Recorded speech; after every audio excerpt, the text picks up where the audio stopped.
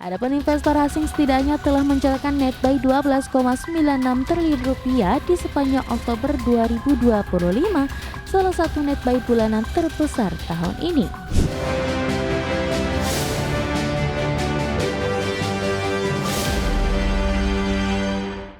Ketahui pilihan pemirsa, sejumlah analis memproyeksikan inflow asing ke pasar domestik masih akan berlangsung hingga tutup tahun 2025. Keoptimisan didukung perbaikan fundamental ekonomi domestik dan meredanya perang dagang Amerika dan Tiongkok. Berdasarkan data Bursa Efek Indonesia, pasar saham Indonesia mencatatkan nilai jual bersih atau net sell asing sebesar 114,96 miliar rupiah di perdagangan Kamis 6 November 2025. Namun pasar saham Indonesia telah mencatatkan nilai bersih dengan deras sebesar 15,45 triliun rupiah dalam sebulan perdagangan terakhir. Adapun investor asing setidaknya telah mencatatkan net buy 12,96 triliun rupiah di sepanjang Oktober 2025, salah satu net buy bulanan terbesar tahun ini. Arus masuk ini meredakan tekanan net sell asing tahun ini sehingga total net sell asing kini tinggal 39,24 triliun rupiah secara year to date. Jumlah saham menjadi incaran asing seperti PT Bank Sentral Asia Tbk dengan catatan net buy asing di 3,43 triliun rupiah di Oktober 2025. Saham PT Telkom Indonesia Persero Tbk mencatatkan net buy asing sebesar 1,88 triliun rupiah di Oktober dan PT Astra International Tbk mencatatkan net buy asing 1,5 triliun rupiah dalam sebulan perdagangan terakhir. Dirangkum dari berbagai sumber equity, analis PT Indo Premier Sekuritas Imam Gunadi mengatakan, aliran dana asing ke pasar saham Indonesia tidak dapat dilepaskan dari perbaikan fundamental ekonomi domestik. Pertumbuhan ekonomi Indonesia di kuartal 3 2025 tercatat berada di atas konsensus. Bank Indonesia telah memangkas suku bunga sebanyak 5 kali sepanjang tahun. Sementara itu, Senior Investment Information Nilai Aset Sekuritas Nafan Aji Gusta juga memperkirakan tren aliran deras dana asing di sepanjang Oktober 2025 akan berlanjut ke akhir tahun. Ditambah ada ekspektasi dari fenomena window dressing dan Santa Claus Rally. Dari sisi global relatif kondusif, di tengah The Fed telah menerapkan kebijakan moneter yang longgar dan sentimen kebijakan tarif Trump sudah mereda. Berbagi sumber, IDX Channel. Kita beralih ke informasi emiten pemirsa. PT Cakra Buana Resources Energi Tbk atau CBRE menandatangani kontrak dengan PT Guna Nusa Utama Fabrikator untuk penyewaan kapal, di mana kontrak ini berpotensi memberikan tambahan pendapatan dan mendukung peningkatan arus kas operasional dan juga profitabilitas. Dikutip dari Keterbukaan Informasi Bursa Efek Indonesia, PT Cakra Buana Resources Energi Tbk atau CBRE di 5 November 2025 telah menandatangani kontrak atas kapal bernama Hailong 106 senilai 4,3 triliun rupiah dengan PT Guna Nusa Utama Fabricators untuk penyewaan kapal. Perluan kontrak baru tersebut ditandai dengan penandatanganan perjanjian sewa menyewa 1 unit kapal Offshore Support Bargees Pipeline and Lifting Vessel. Adapun kontrak akan efektif mulai pada saat serah terima kapal yang ditandai dengan berita acara serah terima kapal. Kerjasama ini menggunakan skema time charter selama 8 tahun sejak based on hire. Tarif harian atas kegiatan time charter ini $90.000 Amerika per hari dengan tarif masa siaga senilai $50.000 setiap harinya. Direktur dan Sekretaris Perusahaan PT Cakra Buana Resources Energi Tbk, Amanda Oktania menjelaskan, perluan kontrak ini akan meningkatkan utilisasi armada kapal offshore service vessel, memperluas basis pelanggan dan memperkuat posisi perseroan. Dari sisi keuangan, manajemen menjelaskan kontrak ini berpotensi memberikan tambahan pendapatan selama jangka waktu kontrak berlangsung, serta mendukung peningkatan arus kas operasional dan profitabilitas. Selain itu, dengan meningkatnya tingkat utilitas diharapkan terjadi perbaikan pada kinerja keuangan perseroan di masa mendatang. Berbagi sumber, IDX Channel.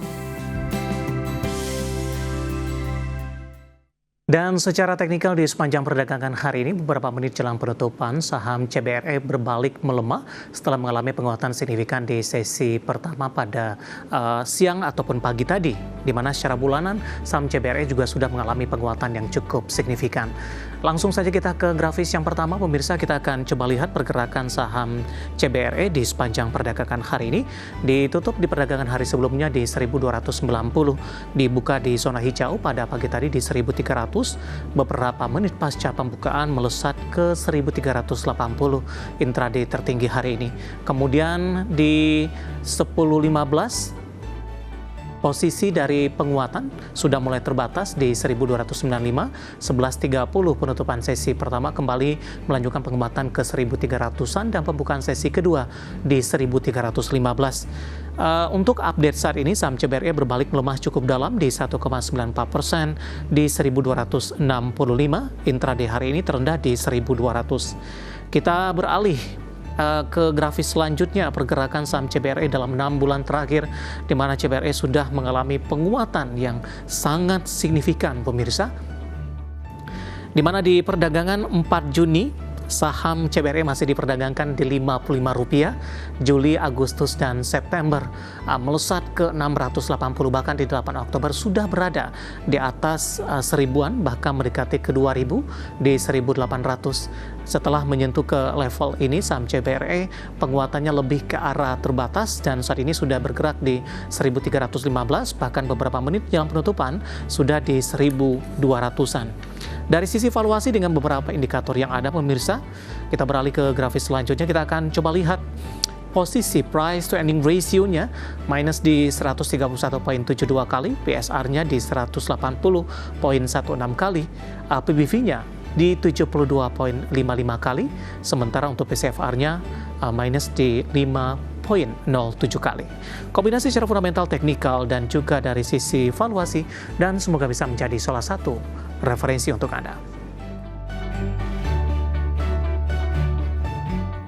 Dan selanjutnya mari kita coba simak beberapa sentimen yang berkembang di sepanjang perdagangan hari ini yang berhasil dihimpun oleh tim redaksi kami dan diproyeksikan akan mempengaruhi pergerakan indeks harga saham gabungan, baik dari domestik maupun internasional, dan informasinya apa saja.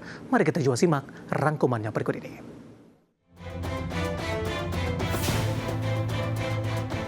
Jumlah permohonan tunjangan pengangguran di Amerika Serikat meningkat di pekan lalu. Menurut perkiraan data Departemen Tenaga Kerja Amerika dan analisis Bloomberg News terhadap data pengajuan tingkat negara, bagian yang belum disesuaikan dan dirilis di tengah penutupan pemerintahan federal, klaim awal naik menjadi sekitar 228.000 di pekan yang berakhir 1 November, dari 219.000 di pekan sebelumnya. Departemen Tenaga Kerja belum merilis laporan mingguan resmi sejak 25 September akibat penutupan pemerintah, namun data mentah untuk sebagian besar negara bagian tetap tersedia untuk diunduh.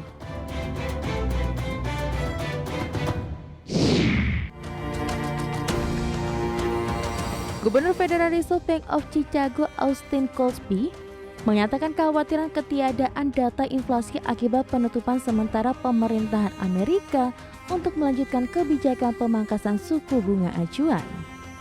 Goolsbee menambahkan sumber data inflasi dari sektor swasta tidak sebanyak data ketenagakerjaan akibat para pembuat kebijakan tidak memiliki gambaran yang jelas mengenai data ekonomi sebagai indikator kebijakan suku bunga. Goolsbee mengingatkan situasi masih berkabut dan sebaiknya pembuat kebijakan lebih berhati-hati dan memperlambat langkah kebijakan moneter.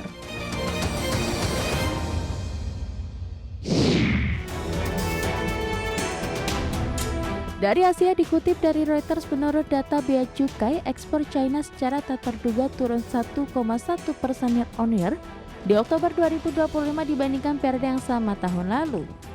Sementara impor meningkat 1% year-on-year dan catatan ini melesat dari perkiraan pasar.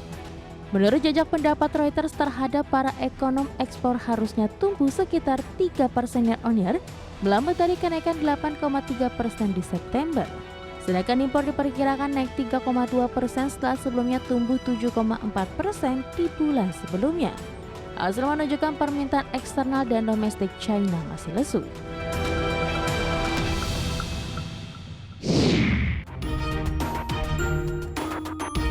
Dari dalam negeri, Bank Indonesia merilis posisi cadangan devisa Indonesia di akhir Oktober 2025 tercatat di 149,9 miliar dolar Amerika. Posisi ini meningkat dari posisi akhir September 2025 di 148,7 miliar dolar Amerika. BI menjelaskan kenaikan cadangan devisa tersebut terutama bersumber dari penerbitan global bond pemerintah serta penerimaan pajak dan jasa.